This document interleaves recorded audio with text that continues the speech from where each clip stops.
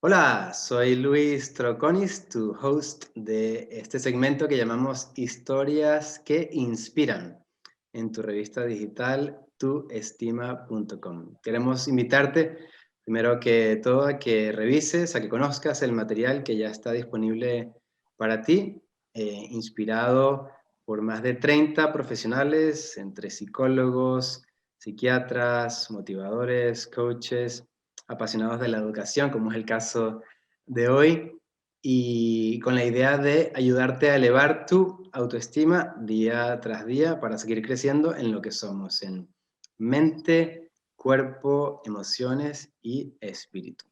Como te decía, hoy tenemos a una persona apasionada por el mundo de la educación, especialmente con jóvenes y niños, tengo entendido, ya él nos dirá más específicamente, Guía Montessori, y su nombre es Pedro Valenzuela. Queremos darte la bienvenida hoy, Pedro, saber cómo estás y de una vez pasar con la primera pregunta, que es, si piensas en la autoestima, ¿cuáles son las primeras palabras o frases que vienen a tu mente? ¿Cómo describirías la autoestima? Bueno, antes de nada, agradecer vuestra invitación. Para mí es un placer formar parte de vuestro proyecto. Tenéis un proyecto súper bonito en algo tan esencial como es la autoestima para el ser humano. Y bueno, para mí es algo primordial y se me viene a la cabeza sobre todo desarrollo personal y autoconocimiento, ¿no?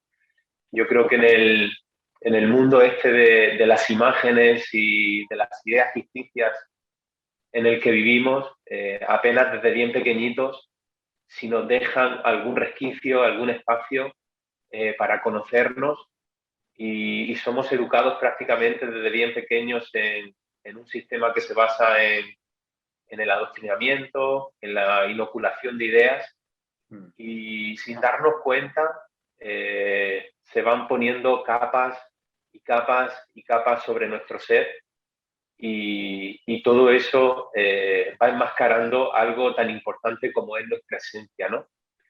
La autoestima precisamente está en ese lugar tan propio, tan íntimo, tan exclusivo de nosotros, por lo tanto, iniciar un camino, en este caso en la educación que vaya encaminado a eso, va a ser lo único que nos puede hacer que progresivamente, en el transcurso de la vida, del camino, pues nos vayamos conociendo, ¿no?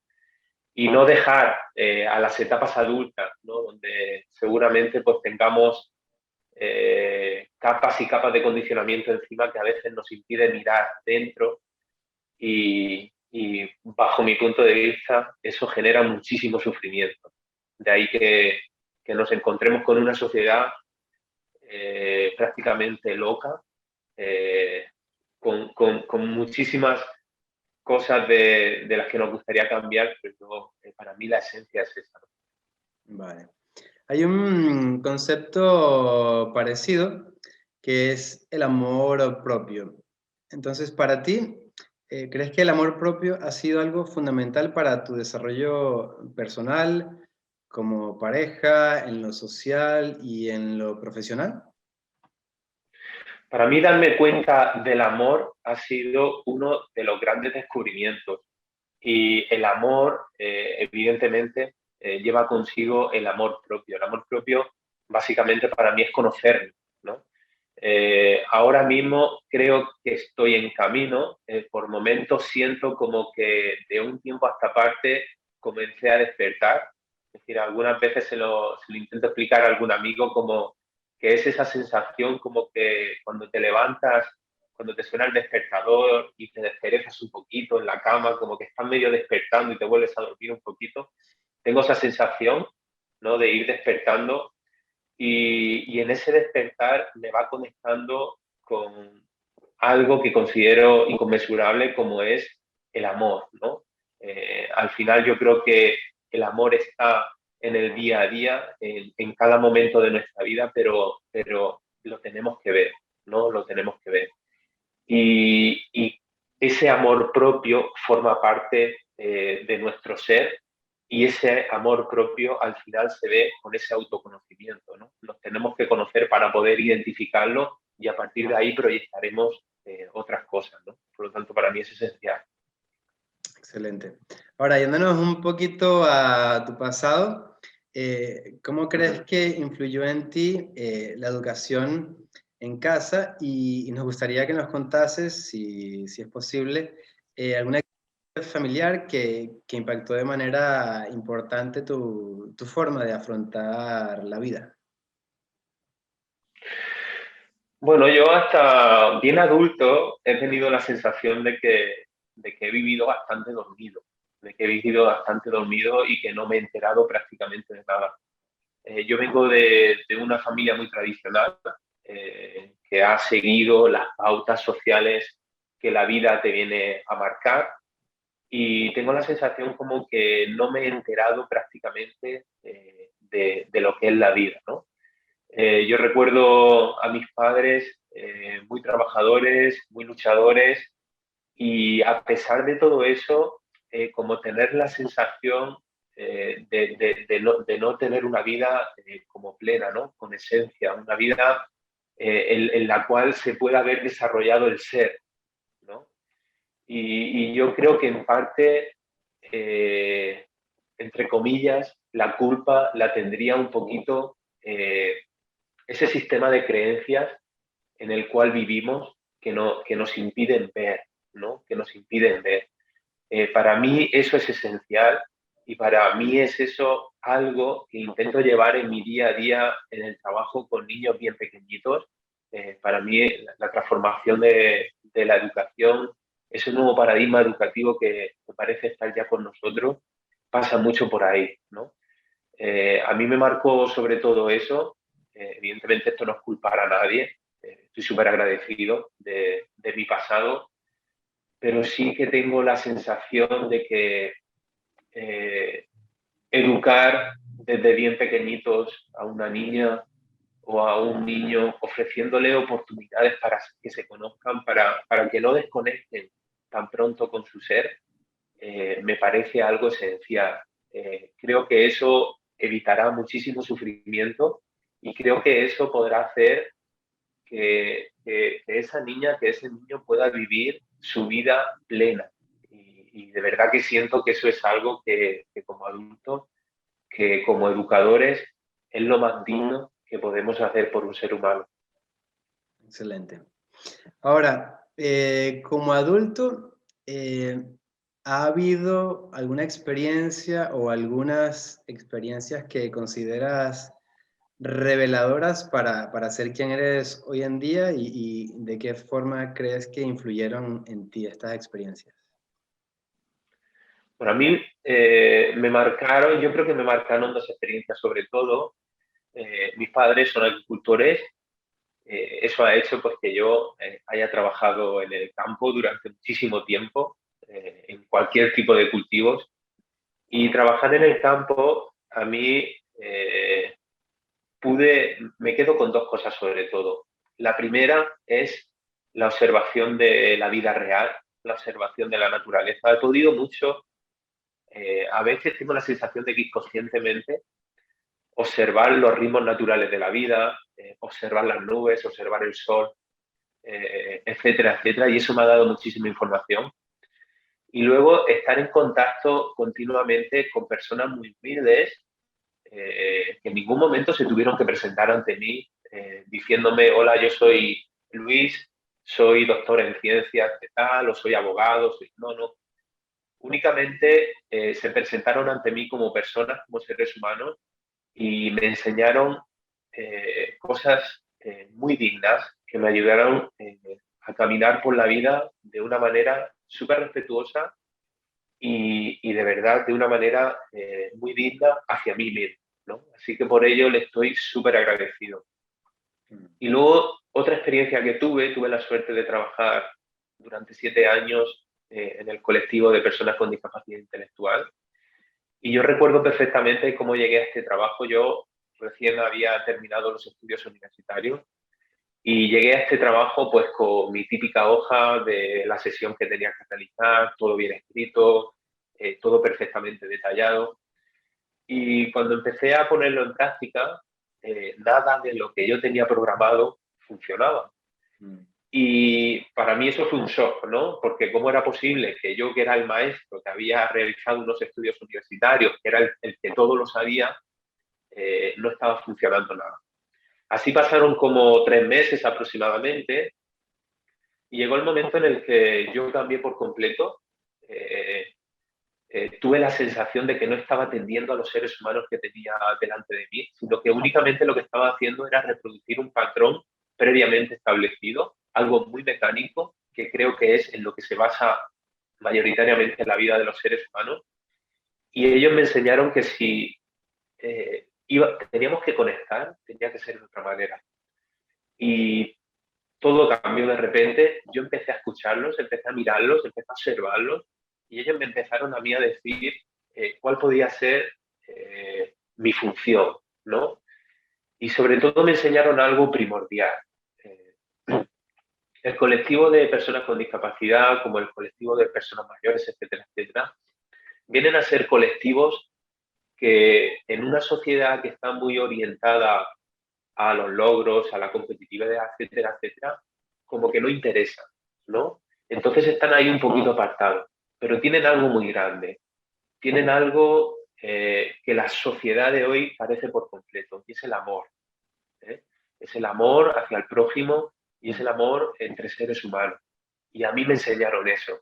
Fueron pasando los días y ellos me fueron diciendo algo así como que Pedro, tú estás aquí con nosotros no para transmitirnos conocimiento, no para enseñarnos muchas cosas, estás aquí para acompañarnos en el camino de la vida.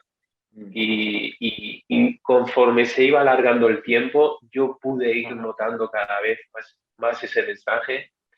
Y qué curioso, porque llegó el momento en el que yo mismo me volvía como un poquito loco, diciendo algo así como, ¿cómo es posible que yo esté llamando a estas personas discapacitadas si son súper capacitadas para algo precisamente de lo que carece la sociedad en la que vivo, ¿no? La sociedad de adultos, la sociedad de lo que todos lo sabemos, y es el amor, ¿no? ¿Cómo es posible?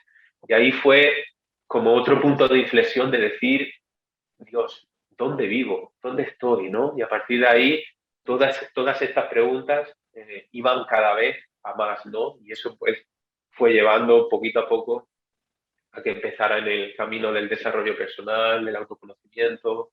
Me acerqué muchísimo a esa como visión más oriental, que habla mucho del ser, y esos 2 momentos los considero como muy vitales para ser la persona que hoy soy. Ya te digo, por encima de cualquier título académico, por encima de cualquier título, etcétera, etcétera. Excelente. Ahora, nuestra quinta pregunta tiene que ver con un objetivo. ¿Puedes compartir con nosotros un objetivo que has logrado o que pretendes lograr? Pues mira, yo ahora estoy de un tiempo a esta parte, tengo la suerte de formar parte de un proyecto educativo que creamos desde cero. Llevamos 6 años, un proyecto educativo que se llama Alma Montessori, que está en Cartagena, en España. Y es un proyecto educativo que con el paso de este tiempo nos estamos dando cuenta que lo más bonito que podemos hacer es respetar la dignidad de niñas y niños como seres humanos que son por encima de todas las cosas. Eso nos está llevando a auténticos quebraderos de cabeza porque tenemos que ir continuamente rompiendo con moldes establecidos, con moldes sociales que están ahí, porque está más que demostrado que la educación que todos hemos recibido no sirve, no sirve. Es decir, si seguimos viviendo en un mundo de guerras, de miserias, de hambre, de tanta desigualdad, el modelo educativo que tenemos no sirve, no sirve, por mucho que lo enmascaremos de metodologías revolucionarias, de última moda, por mucho que llenemos de iPads las aulas de las escuelas, no sirve. Es decir, la educación es la base de una sociedad y la educación está rota en su estructura desde hace siglos, por lo tanto tenemos que romper por completo.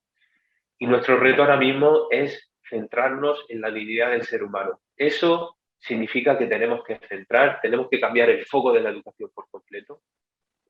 no queremos educar con el único objetivo de tener un trabajo. Queremos educar con el objetivo de vivir.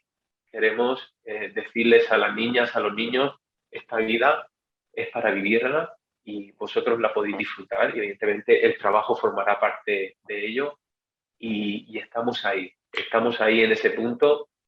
Es un camino, como se suele decir, difícil, con muchas trabas, pero de verdad que es un camino realmente apasionante porque a la vez que nosotros vamos aprendiendo de ellos, nosotros vamos creciendo también como personas, ¿no? El niño hoy en día, a pesar de lo que puede parecer, sigue siendo el eterno sigue esperando ser atendido, ¿no? En un proceso educativo. Y nuestra misión ahora mismo pasa por ahí, por respetar, como digo, la dignidad de niñas y niños por encima de todas las cosas. Excelente. Volviendo al tema de la autoestima, ¿qué le recomendarías al lector de Tu Estima, revista digital, para elevar su autoestima, para quienes ya están en el camino o para quienes deban empezar a hacerlo? Pues yo le diría algo que para mí fue también súper importante en su momento, y es detenerse, es parar. Yo creo que hay que parar, stop, hay que parar y hay que empezar a chequear dónde estoy, qué es lo que hay, qué es lo que tengo a mi alrededor y poquito a poco ir acercándose cada vez más a uno mismo, acercándose cada vez más al ser, porque lo que sí que nos tiene que quedar claro es una cosa, y es que dentro de todos los seres humanos de este planeta, dentro de todos los seres humanos de este planeta, por increíble que nos parezca, yace algo inconmensurable que aún hoy espera ser atendido y es nuestra esencia. ¿eh? Eso lo tenemos dentro, sí o sí. Por mucho que veamos la miseria del mundo en el que vivimos, por mucho que pensemos que el otro es muy malo por las cosas que hace, por las atrocidades que hace, etcétera, etcétera, dentro de cada ser humano yace eso. Entonces, para mí ese detenerse, ese parar, te hace mirar con perspectiva lo que puedes tener a tu alrededor y a partir de ahí vas a iniciar un camino que en un primer momento, como se dice aquí en España, va a picar un poquito, va a ser un poquito doloroso, porque te vas a ir dando cuenta tú mismo de cositas que son tuyas, con las que quizás no te identificas mucho, porque quizás en otro momento nunca las miraste, pero son tuyas, y es interesante verlas porque podrás desde ahí trabajar en ellas y caminar hacia otro lugar. En un primer momento es difícil, pero el tránsito es realmente apasionante, el camino es realmente bonito y una vez que se inicia un camino de estas características, ya no hay retorno posible. Es decir, una vez que empiezas ese camino hacia el interior, en un primer momento, como digo, el túnel está muy oscuro, pero una vez que lo inicias, al fondo se empieza a ver una pequeña luz. Y esa luz ya nunca desaparece. Es decir, habrá momentos mejores, habrá momentos peores. A veces el túnel estará más oscuro, otras veces tendrá un poquito más de luz, pero esa luz nunca desaparece y siempre vamos a ir encaminados hacia ella. Y eso hace que podamos hacer algo tan simple y tan bonito como es vivir nuestra vida. Es decir, estamos aquí en este mundo para formar parte de un regalo. Para mí la vida es un auténtico regalo y lo más digno, lo mejor que podemos hacer es vivirla. Y para vivirla nos tenemos que conocer. Así que en el momento de vida en la que se encuentren cada una de las personas que estén viendo este vídeo, que no tengan miedo, que no tengan miedo. Y si no tienen, que lo atiendan. Si tienen ese miedo, que en un momento dado le abran la puerta y le digan, adelante miedo, pase usted, yo te voy a recibir, te voy a atender, te voy a mirar y a partir de ahí voy a ver quién eres y cuando te conozca te voy a sobrepasar, ¿no? Y a partir de ahí seguro que esa autoestima, para mí esa autoestima está muy identificada con esa luz que te acompaña continuamente, ya nunca va a desaparecer. Excelente. Estoy tomando un poquito de notas de algunas cosas que has dicho. Cuando me ves así que bajo la mirada es por ello. Y bueno, nos quedan un par de preguntitas más y esta siguiente está muy conectada con lo que acabas de comentar de el miedo. Porque te preguntamos, ¿qué consecuencias trae tener una autoestima baja en la relación con nosotros mismos y de nuevo en el ámbito de pareja, social y laboral? Bueno, el miedo está muy identificado con un sistema de pensamiento, con nuestro sistema de pensamiento, pero qué curioso que nuestro sistema de pensamiento es algo artificial. Es decir, yo antes de tener esta entrevista contigo, Luis, he podido pensar muchas cosas, pero ninguna de las que pensaba estaban pasando. Es decir, ahora, en este instante presente, está pasando la vida real, ¿no? Entonces yo ahora mismo no siento miedo. Seguramente cuando estuve pensando en qué me podrías preguntar, en cómo podría ir la entrevista, etcétera, etcétera, seguramente sí tuve miedo. Cuando eres capaz de identificar eso, te das cuenta de que el miedo es algo que está ahí, es algo inventado y es algo, curiosamente, que no está ocurriendo, ¿no? Pero para poder identificar eso tenemos que abrirle la puerta a la conciencia. Es decir, tenemos que ser conscientes de eso, tenemos que poder ver eso, ¿no? Porque si no, si nosotros nos sometemos continuamente, qué es lo que nos pasa a diario, a nuestro sistema de pensamiento, el sistema de pensamiento que a la vez lleva de compañero al miedo, hace que sencillamente no podamos ver lo que está pasando. Y continuamente creamos que son los pensamientos los que nos se están diciendo lo que nos está pasando, cuando no es así. Mm. Hace un tiempo yo leí de un neurocientífico español algo que personalmente me ayudó mucho. Y es cuando habla de que un pensamiento no deja de ser, los pensamientos no dejan de ser el trabajo de nuestro cerebro. Es decir, un pensamiento es una propuesta que nuestro cerebro nos hace, pero nosotros tenemos la capacidad de decidir si lo cogemos o si no lo cogemos.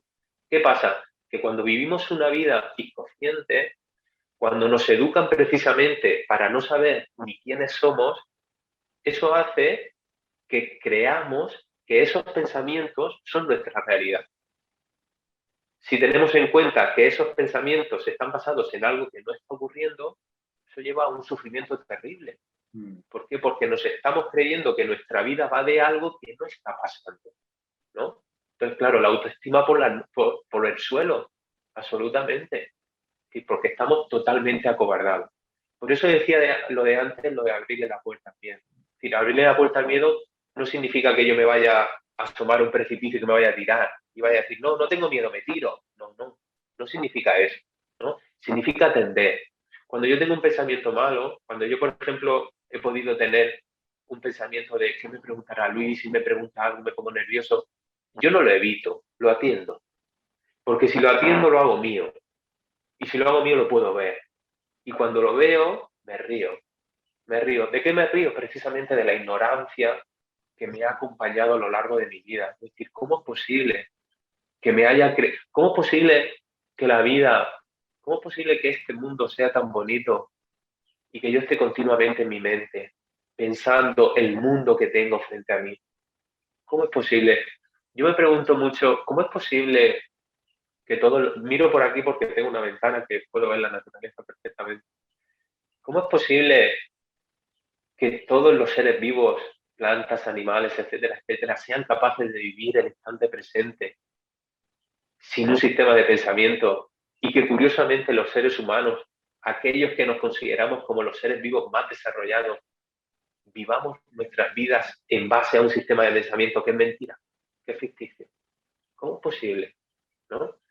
Y ahí es donde volveríamos a la educación. ¿no? Si tiramos un poquito del hilo de la educación, nos damos cuenta de que la historia de la educación desde hace miles de años está basada en la inoculación de ideas, en el adoctrinamiento al ser humano, no en desarrollar el potencial que cada uno de los seres humanos llevamos dentro, que viene de serie con nosotros. Y para mí eso es esencial. Fíjate que son cosas como súper sencillas a la vez que súper complejas. Por eso es importante la toma de conciencia. Yo invito, hoy en día está como muy de moda el mindfulness.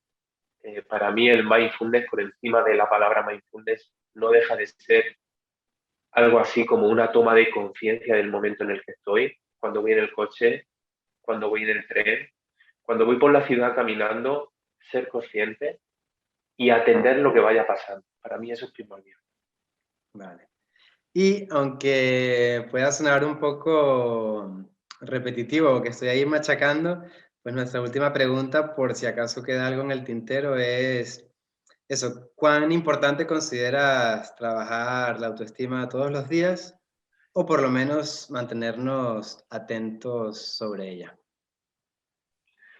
Bueno, pues lo considero súper importante, porque al final es lo que me conecta con la vida, ¿no? Es decir, si no me conozco, si no la reconozco, no puedo conectar con lo que tengo delante de mí. Y lo que tengo delante de mí es ese regalo del que estábamos hablando antes.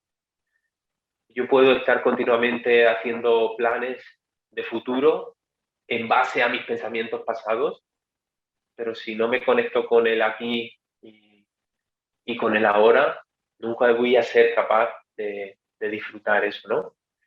Entonces, para mí, conocerse, tener esa autoestima personal, va a ser lo que me va a acompañar a ir dando pasos por ese túnel del que hablábamos antes, que me va a guiar a esa luz, que me va a guiar a la vez al disfrute de este camino que es la vida, ¿no?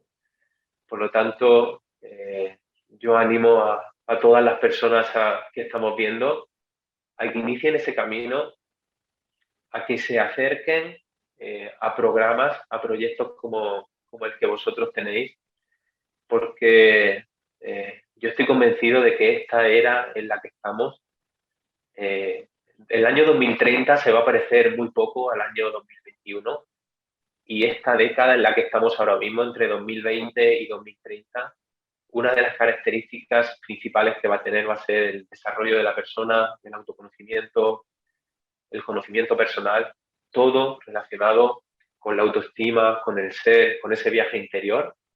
Así que si no han iniciado ese camino, que vayan pensando en iniciarlo porque siento que ahora mismo hay un cambio de era por completo y que el ser va a tener muchísima cabida en ello.